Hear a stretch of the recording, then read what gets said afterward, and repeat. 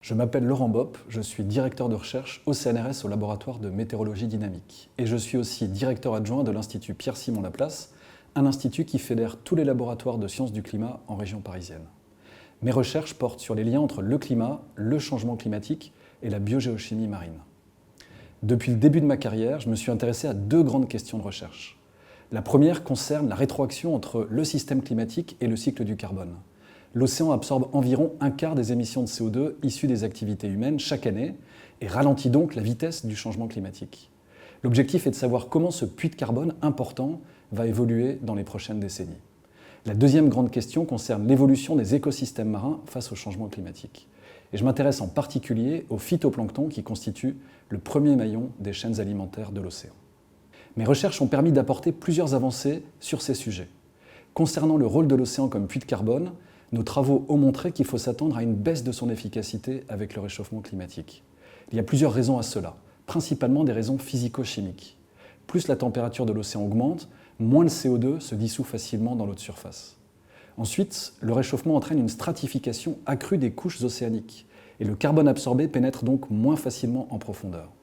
Ces mécanismes, combinés, réduisent l'efficacité de l'océan comme puits de carbone. D'après nos simulations, cette efficacité pourrait baisser de près de 30% d'ici 2100 si les émissions continuent d'augmenter fortement. Grâce à ces résultats, ces rétroactions sont aujourd'hui intégrées dans les projections climatiques, notamment celles qui sont utilisées dans les rapports du GIEC. Sur la deuxième question, j'ai travaillé sur l'évolution des conditions environnementales dans l'océan.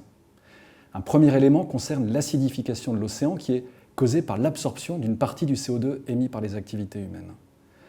Deuxième point, c'est celui de la désoxygénation de l'océan. Le réchauffement et la stratification de l'océan réduisent la quantité d'oxygène disponible dans les eaux marines. Et ces deux aspects posent un risque majeur pour de nombreux organismes marins. Enfin, nos travaux montrent qu'il faut s'attendre à une baisse de la productivité du phytoplancton au cours du XXIe siècle. Ce phytoplancton a besoin d'éléments nutritifs qui proviennent des profondeurs de l'océan, mais avec une stratification accrue, ces nutriments remontent moins facilement vers la surface, ce qui limite la croissance du phytoplancton. Vous le voyez, mes recherches trouvent de nombreuses applications. Les simulations du puits de carbone, par exemple, permettent de mieux définir la quantité de CO2 que nous pouvons encore émettre collectivement si nous voulons limiter le réchauffement climatique conformément aux accords de Paris à moins de 2 degrés par rapport au niveau pré-industriel. Du côté des écosystèmes marins, nos résultats sont essentiels pour anticiper les impacts du changement climatique et réfléchir à des solutions d'adaptation pour la pêche, par exemple. Mais il reste encore beaucoup à faire. De nouvelles questions émergent et il est essentiel de réduire les incertitudes sur les projections dont on dispose aujourd'hui. Les défis restent immenses et j'espère que ces recherches continueront à attirer de nouveaux chercheurs, de nouveaux projets dans les années à venir.